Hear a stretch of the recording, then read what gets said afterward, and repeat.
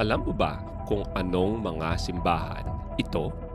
Mas mahalagang tanong, alam mo ba kung anong mga himala ang nangyari sa mga simbahang ito? Ito ang listahan ng pinakamiligrosong simbahan dito sa Pilipinas. At simulan na natin sa number 7, San Pascual Bailon Parish Church sa Ubando, Bulacan. Kilala ito bilang fertility church ng Pilipinas. At oo, tama ang narinig nyo, ang milagro dito ay tungkol sa pagkakaroon ng anak.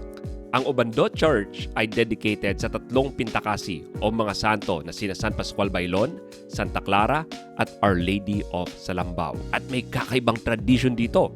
Ang mag-asawang gustong magkaanak ay sumasayaw bilang panata. Pero teka! Bago kayo magtaas ng kilay, nais ko lang sabihin na hindi ito joke. Noong May 2025, may article ang Inquirer tungkol sa mga mag-asawang bumalik sa Ubando para magpasalamat. This time, hindi sila humihiling kundi para magpasalamat. Dahil nagkaanak na sila matapos sumayaw ng fertility dance. Kaya hindi ito kwentong bayan lang.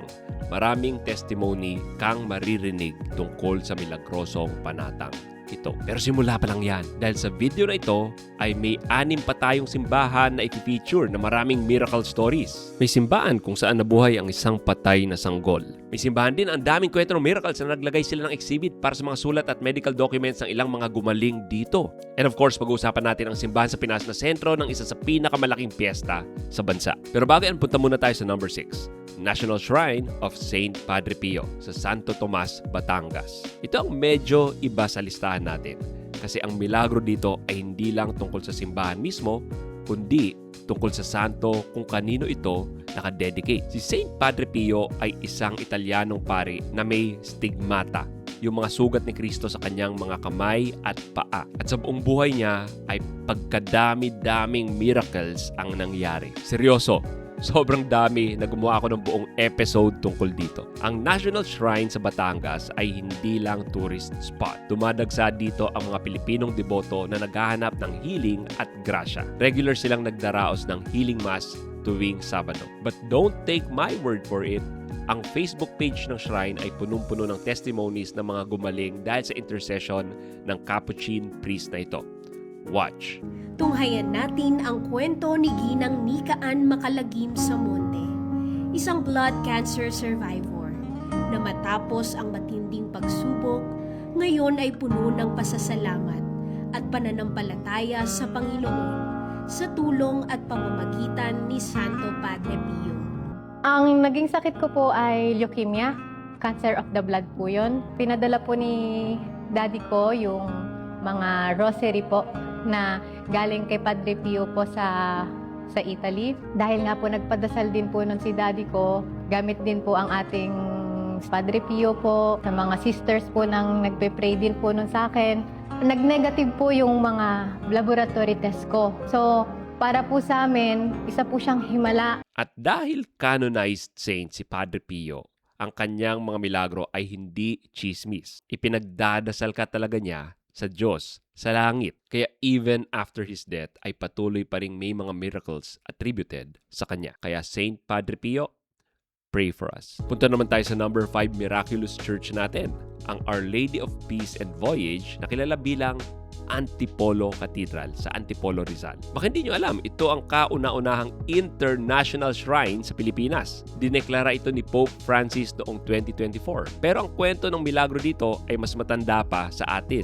Bumalik tayo sa 1630s. Noong tinatayo ang simbahan, paulit-ulit na nawawala ang imahen ng Birhen at natatagpuan ito sa ibabaw ng punong Tipolo. Kaya tinawag ang lugar na Antipolo.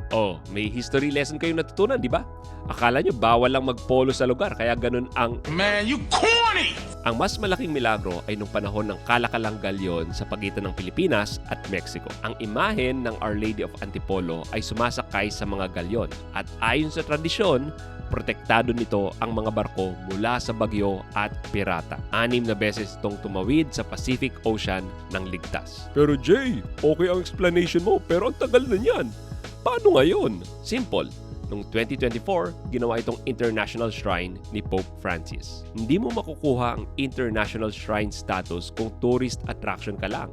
kailangan ay may malalim na debosyon at spiritual significance na kinikilala ng Universal Church. At hanggang ngayon, libo-libong deboto ang umaakyat sa Antipolo tuwing pilgrimage season. Hindi lang para sa view or sa kasoy, kundi para humiling ng good voyage sa buhay nila. Yung mga seaman, OFW o simpleng tao na may pinagdadaan ng paglalakbay sa buhay. Number 4. Our Lady of the Rosary of Manawag sa Pangasinan. Kung tingin nyo, ang Manawag Church ay sikat lang para sa mga gustong magpa-bless ng bagong sasakyan, nagkakamali ka. Pinupuntahan din ito dahil sa miracles na kaugnay nito.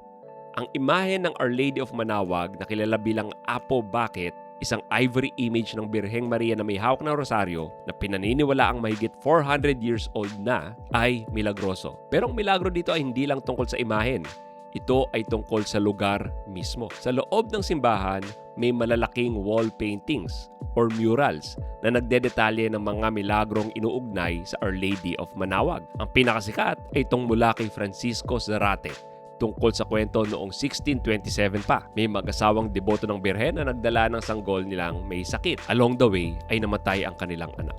Hindi sila nagpatinag, nagpatuloy sila sa paglalakbay patungo sa simbahan. Pagdating sa simbahan ay binaba nila ang katawan ng yumaong sanggol. Kinalaunan ay nagpakita ito ng signs of life. Marami pang mural sa simbahan ng iba't ibang miracles na nangyari dito. At disclaimer, ang ilan sa mga milagro sa Manawag ay walang official church declaration, pero may libo-libong personal testimonies ang mga deboto dito. At kung ang basehan ng milagro ay ang pagbabago ng buhay ng tao, hindi ba mas mabigat yon kaysa sa anumang dokumento? Huwag kayong bibitiw dahil up next ay ang simbahan sa South na sobrang daming miracles ay nagkaroon sila ng exhibit ng mga letters na natatanggap nila mula sa mga pinaghimalaan dito. And of course, yung isa sa pinakamalaking piyesta sa Pilipinas na hindi mo alam kung bakit pagkadami-dami ng deboto dito.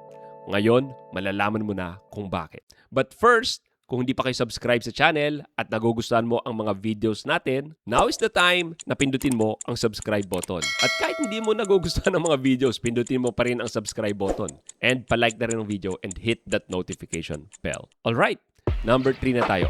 Our Lady of Peña Francia sa Naga City. Ito ang isa sa pinakamalaking Marian celebration sa buong Asia. Tuwing Setyembre, milyon-milyong deboto ang dumarayo sa Naga City para sa Peña Francia Festival. At ang highlight ay ang fluvial procession sa Bicol River. Nakasakay ang imahe ng ina sa isang barge at libo-libong bangka ang sumusunod. Tanong, bakit ganito karami ang deboto? Ang debosyon sa Our Lady of Peña Francia ay nagsimula sa Spain noong 1400. Pero dito sa Pilipinas, may kakaibang nangyari. Ayon sa kasaysayan, nang dinala ang debosyon sa Pilipinas noong 17th century by a man named Miguel Robles de Covarrubias, anak ng Spanish government official, nasakitin, maraming himala ang nangyari sa kanya. Isa sa dahilan kung bakit kumalat ang Marian devotion dito sa bansa. At mula noon, ang mga deboto ay patuloy na bumabalik. Hindi lang mula sa Bicol kundi galing sa iba't ibang parte ng bansa at mundo. Masyadong maraming himala ang attributed sa Our Lady of Peña Francia na mula sa pagka-discover ng imahe sa Spain of one Simon Vella hanggang sa modern times, dinocument ang mga miracles nito sa mga aklat na nasulat about Our Lady. One in particular is Ina, Little Stories of Faith, Our Lady of Peña Francia, 300 years. So 300 years na ang simbahan ng Peña Francia sa Pilipinas. Mamaya ay ang piyesta sa bansa na may milyon-milyong deboto. Pero bago yan, hindi magpapahuli ang number 2 church natin. Simala Shrine, Simbonga, Cebu, o kilala sa mas formal na tawag na the Monastery of the Holy Eucharist. Kung may isang simbahan sa Pilipinas na tila itinayo para sa milagro, ito yon. Ang architecture niya ay parang kastilyo, Gothic-inspired, napapalibutan ng bundok. At sa loob, makikita mo ang daan-daang sulat, medical certificates, wheelchairs at mga saklay na iniwan ng mga taong nagsasabing gumaling sila dito.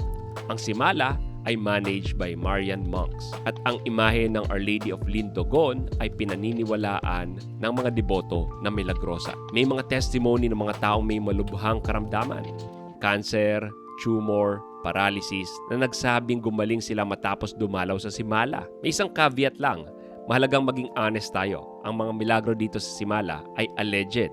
Ibig sabihin, hindi pa formal na kinukumpirma o itinatanggi ng simbahan. Ang GMA News mismo ay may article noong 2025 na nagsabing ang mga milagro ay neither been disproven nor formally confirmed. Pero kapag pumunta ka sa simala at nakita mo ang dami ng iniwang wheelchairs at saklay at nabasa mo ang mga sulat mula sa mga taong nagsabing, "Salamat ina dahil gumaling ako," mahirap sabihing lahat sila ay nag-iilusyon. Minsan, ang ebidensya ay nasa mga bagay na iniwan nila, hindi sa dokumento. At ito ang dahilan kung bakit ang simala ay number 2 sa listahan natin dahil ang volume ng testimony rito ay halos walang kapantay sa buong Visayas. And now, pumunta na tayo sa number 1. Malamang, based sa mga clues ko kanina, alam nyo na ang number 1 church natin ay ang Minor Basilica of the Black Nazarene o mas kilala bilang Quiapo Church sa Manila. Ito ang hindi may tatanggi ng marami. Milyon-milyon ang deboto ng imahe ng itim na Nazareno na ito na nasa Pilipinas mula pa noong 1606. Mahigit 400 years. Tuwing Enero, ang traslasyon ay isa sa pinakamalaking religious gathering sa buong mundo. At aaminin ko, minsan nainis ako. Alam naman ng mga tao doon na mahirap, hindi convenient, at posible silang masaktan. Pero bakit taon-taon ay pumupunta sila sa Quiapo at naglalakad ng nakayapak? Umaakit sa andas at pinipilit humawak sa imahe o sa lubid? O pinapapunasan sa mga ihos de Nazareno ang dala nilang panyo? Saka ko lang napagtanto na naging deboto ang ilang mga tao na ito either dahil may kasalukuyang hiling sila kay Jesus o may hiling sila noon na tinupad na at ngayon naman nata na taon-taon ay lalahok sa traslasyon. Ang dami ng testimonya ng healing sa Quiapo ay halos hindi na mabilang. Malamang, milyon-milyon ang deboto at namanata sa Black Nazarene dahil milyon-milyon din ang dasal na tinupad. May isang deboto na nagkaroon ng stage 4 cancer at sinasabing gumaling siya matapos makatanggap ng panyo na blessed sa Poong Nazareno. Ayon ito sa report ni Jiggy Manicad. May mga personalities din na deboto, sina Coco Martin, Noli De Castro at Angeline Quinto na taon-taon ay bumabalik dito. Pero bakit number 1 ang Quiapo? Dahil ang milagro sa Quiapo ay hindi lang tungkol sa healing. Ito ay tungkol sa pananampalataya ng buong bayan natin. Ang Vatican mismo ay naggawad ng minor basilica status sa Quiapo Church noong 1987. At noong 2024 lang ay na-approve ang status niya bilang National Shrine of Jesus Nazareno, isang pagkilala sa spiritual at historical significance nito. Kumusta? Alin sa mga simbahang ito ang napuntahan nyo na o nais nyong puntahan matapos mapanood ang episode na ito? At kung gusto nyo ng videos tungkol sa mga katolikong lugar, good news! Gumawa ako ng video tungkol sa 21 countries na biglang naging katoliko. You can watch it by clicking right here.